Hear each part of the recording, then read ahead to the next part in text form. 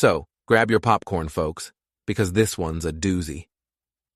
I've been sitting on this story for a while, and after much deliberation and a few glasses of whiskey, I've decided it's time to share.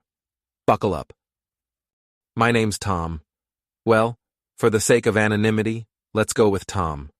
I'm in my early 40s, and up until recently, I thought I had life all figured out. Great job in IT, cozy house in the suburbs, and a wife who could make Gordon Ramsay weep with her cooking minus the yelling, of course.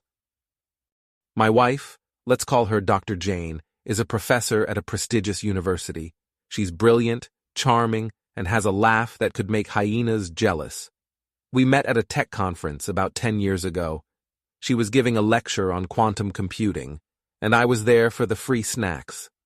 It was a match made in nerd heaven. For years, everything was perfect. We'd binge-watch sci-fi shows, have intense debates about string theory, and even started a tradition of making homemade sushi every Sunday. Life was good. But as they say, all good things must come to an end, or at least take a dramatic plot twist. It all started on a Wednesday. I remember because Wednesdays are when I water the plants, and trust me, I need the reminder. I was searching for my favorite hoodie, the one that's practically a second skin, when I noticed Jane's laptop was still on. Normally, she's meticulous about shutting it down. Curiosity piqued, I glanced at the screen. There it was, an email notification from someone named Studious Sam 99. Now, I'm not the jealous type, but who the heck signs off an email with a winky face to their professor? I clicked on it. Yes, I invaded her privacy. Sue me. What I found was a treasure trove of flirtatious emails, suggestive assignments, and enough scandalous content to make Shakespeare blush. And it wasn't just Sam. There were at least 3 other students involved, each with their own cringe-worthy nickname. My first reaction was disbelief. Was I in some twisted episode of Desperate Academics? Then came the anger. But instead of confronting her, which would have been the sane thing to do, I decided to get creative. You see, I have a particular set of skills. Skills I've acquired over a very long career. No, not like Liam Neeson, I can't fight to save my life, but I'm a whiz with technology. If she wanted to play games, then game on. First, I needed evidence. Screenshots, emails, the whole 9 yards. I compiled everything into a neat little folder labeled tax documents. No one ever checks those. Next, I created a fake online persona, Alex Thompson, a transfer student with an interest in quantum computing and a penchant for bad puns. I even set up social media profiles complete with selfies, thank you, Face app, and a backstory that could rival a Marvel origin story. I emailed her from my new alias, expressing Alex's excitement about potentially joining her class. Within hours, she replied, more enthusiastic than a kid in a candy store. It didn't take long for our exchanges to take a personal turn. She was laying it on thicker than molasses in winter. Now, here's where it gets juicy. Our university has a strict policy about professor-student relationships, namely, don't. Violation can lead to termination faster than you can say, academic misconduct. I continued our little correspondence, making sure to keep everything PG on my end, while she ventured into not-safe-for-work territory. All the while, I was archiving every single interaction, but I wasn't done yet. Using my IT skills, I designed a website, a mock-up of a student forum where students could, anonymously, share their experiences with professors. I populated it with fake testimonials, all singing praises of Dr. Jane's extra credit assignments. It was subtle enough to seem real but damning upon closer inspection. Then, I tipped off a colleague of hers anonymously, of course sending them a link to the forum. Academia is a small world, and gossip spreads faster than a cat video on the internet. Before long, the university launched an internal investigation. But wait, there's more. I also discovered that one of the students she was involved with was the son of a board member. Let's call him Chad, because of course his name would be Chad. I may or may not have sent Chad's father a concerned parent email, hinting at inappropriate relationships happening on campus. Attached were some of the sanitized but incriminating emails between Dr. Jane and his son. The fallout was immediate. Now, during all this, I played the oblivious husband. "Oh, honey, you seem stressed. Everything okay?" She'd sigh and blame it on department politics. I'd nod sympathetically while internally cackling like a Disney villain. Then came the day of the confrontation. She came home, eyes red from crying, and told me she'd been suspended pending an investigation. She was distraught, claiming someone was out to get her. I feigned shock. "That's terrible. Do you have any idea who could do such a thing?" She shook her head, muttering about jealous colleagues and ungrateful students. I suggested we get away for a while, maybe visit that cabin up north we loved so much. She agreed. It would be good to clear her head. Now, side note about the cabin. It's remote, peaceful, and has terrible cell reception. Perfect for a little digital detox, or in my case, the grand finale. We drove up that weekend. I was the picture of supportive spouse, cooking her favorite meals and suggesting hikes to take her mind off things. On the second night, as we sat by the fireplace, I casually mentioned, "You know, I've been thinking a lot about trust lately." She looked at me confused. "What do you mean?" "Well," I said, swirling my wine glass like some pretentious sommelier, "it's the foundation of any relationship, isn't it?" "Of course," she replied, eyeing me warily.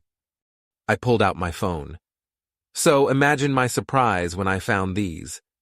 I showed her the compiled folder of her escapades. Her face went through a range of emotions: confusion, realization, horror. "How did you—" "Does it matter?" I interrupted. "I know everything, the students, the emails, the whole sordid affair." She stammered, tears welling up. "I can explain." "I think you've done enough," I said coldly. "But don't worry, I've made sure justice is served." Her eyes widened. "What did you do?" I leaned back, enjoying the moment.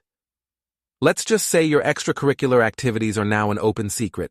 The university, the board, even good old Chad's father, they all know." She broke down, sobbing uncontrollably. "Why would you do this?"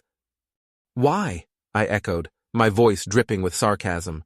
"Maybe because my loving wife decided to reenact Pretty Little Liars with her students." She looked at me, desperation in her eyes. "We can fix this, please." I stood up. "Oh, I'm fixing it, all right. I've already filed for divorce. You'll be hearing from my lawyer." I grabbed my pre-packed bag, did I forget to mention that, and headed for the door. "Wait," she cried. "You can't just leave me here." I paused. "You're right." I reached into my pocket and tossed her the car keys. "You'll need these to get back." She caught them, confusion etched on her face. "But how will you—" I grinned. "I called a cab. Should be here any minute. Enjoy the solitude. Maybe it'll give you time to reflect." And with that, I walked out, feeling lighter than I had in weeks. Now you might think that's the end, but oh no, the plot thickens. As it turns out, the university decided to make an example out of her. Not only was she fired, but they also decided to press charges for violating several ethical guidelines. The media caught wind of the scandal nothing, like a good teacher-student affair to boost ratings. Her reputation was ruined. The students involved were expelled, though given their own participation, I can't say I felt too bad for them. But here's the kicker. Remember that mock student forum I created? It went viral.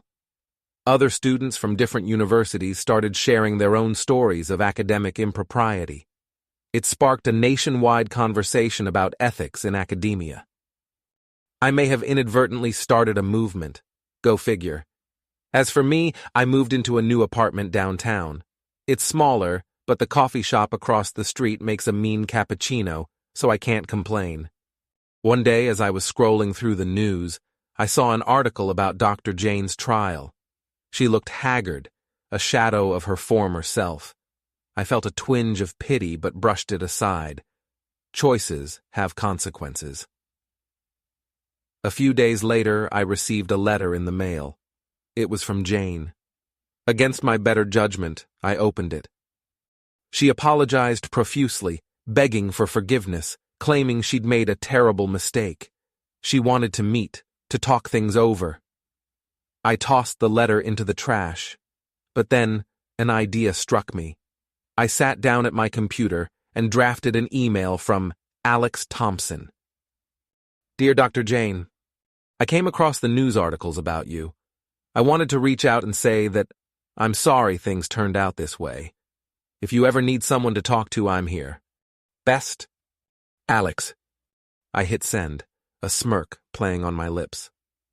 A week later, Alex received a reply. She poured her heart out, grateful for the support from someone who understood her. We continued our correspondence, with me posing as the sympathetic stranger. She revealed her plans to move abroad, start anew, perhaps write a book about her experiences. I encouraged her. That sounds like a wonderful idea. The world deserves to hear your side of the story. She seemed invigorated, hopeful even. Then I sent her one final email. By the way, Jane, there's something you should know. There is no Alex Thompson. There never was. It's been me all along. Consider this my farewell. I blocked her email and sat back, satisfied. Was it petty? Absolutely. Do I regret it? Not one bit. Life's too short to let betrayal slide without a little poetic justice. So there you have it, folks. The tale of how I turned my cheating wife's life upside down, using nothing but a laptop and a dash of creativity. As for me, I'm doing just fine. I've started dating again, met someone at that coffee shop I mentioned. She's an artist, hates sci-fi but loves sushi, so we're working on it. And who knows, maybe one day I'll tell her this story. Or maybe not. After all, a magician never reveals his secrets. The aftermath. So, you'd think after all that, life would settle into a calm, uneventful rhythm. But as anyone who's ever tried to navigate the aftermath of a hurricane knows, there's always debris to clean up. A few weeks after my last email to Jane as Alex, I found myself sipping a cappuccino at my favorite coffee shop, sketching out some ideas for a personal tech project. The barista, Emily, slid a biscotti across the counter with a smile. On the house, she said. We'd been flirting casually, and I felt a genuine spark that had been missing for a long time. Just as I was contemplating asking her out, my phone buzzed with a notification. It was from an unknown number. Curious, I opened it. Tom, it's urgent. Please call me. Mark. Mark was an old college buddy who worked at a legal firm downtown. We hadn't spoken in ages. Intrigued, I stepped outside to give him a call. Tom, glad you called back so quickly, he said, his voice tinged with concern. Listen, I thought you should know Jane's legal team is building a case. They're alleging that someone set her up, orchestrated the whole scandal. I raised an eyebrow. Is that so? Yeah, they're claiming entrapment, defamation, the works. And they're digging into her personal life to find anyone who might have a vendetta. I couldn't help but chuckle. Well, that's interesting. Tom, he said more seriously, I know we haven't talked in a while, but if there's anything you want to tell me, now's the time, off the record. I paused, considering my options. Appreciate the heads up, Mark, but I have no idea what you're talking about. He sighed. All right, just be careful. I hung up, a mixture of amusement and caution swirling in my mind. Jane was grasping at straws, trying to salvage what was left of her career and perhaps her sanity. Over the next few days, I tightened up my digital footprints, ensuring there was no traceable link between me and the Alex Thompson persona or the mock student forum. I'd always been meticulous, but it didn't hurt to double-check. Meanwhile, things with Emily were progressing nicely. We went on a few dates art galleries, cooking classes, even a sushi-making workshop where, ironically, she taught me a few tricks. It felt refreshingly uncomplicated. One evening, as we walked along the riverfront, Emily turned to me. "You know, there's something different about you." I feigned offense. "Is it the new haircut? Because I'm starting to regret it." She laughed. "No, not that. It's like you've closed a chapter and started a new one." I smiled, gazing out over the water. "You could say that. It's been a year of transitions." She took my hand. "Well, here's to new beginnings." Just then, my phone buzzed again. Another unknown number. Against my better judgment, I answered. "Tom, it's Jane." I stopped walking. Emily looked at me quizzically. I mouthed, "1 minute," and stepped aside. "What do you want?" I asked coldly. "I know it was you," she said, her voice a mix of anger and desperation. "You ruined my life." I took a deep breath. "Jane, you did that all on your own." "You think you're so clever," she spat. "But I'll find proof. I'll make sure everyone knows what you did." I chuckled softly. "Good luck with that. And Jane, this is the last time we'll speak. Please respect that." I hung up and blocked the number. Returning to Emily, I apologized. "Sorry about that. An unwelcome blast from the past." She nodded understandingly. "Everything okay?" "Yeah," I said, slipping my arm around her waist. "Couldn't be better." As weeks turned into months, Jane's threats faded into the background noise of life. I heard through mutual acquaintances that she left the country, possibly to start anew somewhere far away. The legal threats evaporated, likely because there was no evidence to support her claims. One sunny morning, as I was reading the paper with Emily over breakfast, an article caught my eye. It was about the ongoing reforms in university ethics policies, spurred by the movement that inadvertently started from my mock forum. Professors were undergoing stricter vetting, and students felt more empowered to speak up against misconduct. Emily glanced over. "Isn't it great? Change finally happening?" I folded the paper, a satisfied smile creeping onto my face. "Yeah, it is." She tilted her head, studying me. "You seem particularly happy about that story." I shrugged. "Just glad to see justice being served, I guess."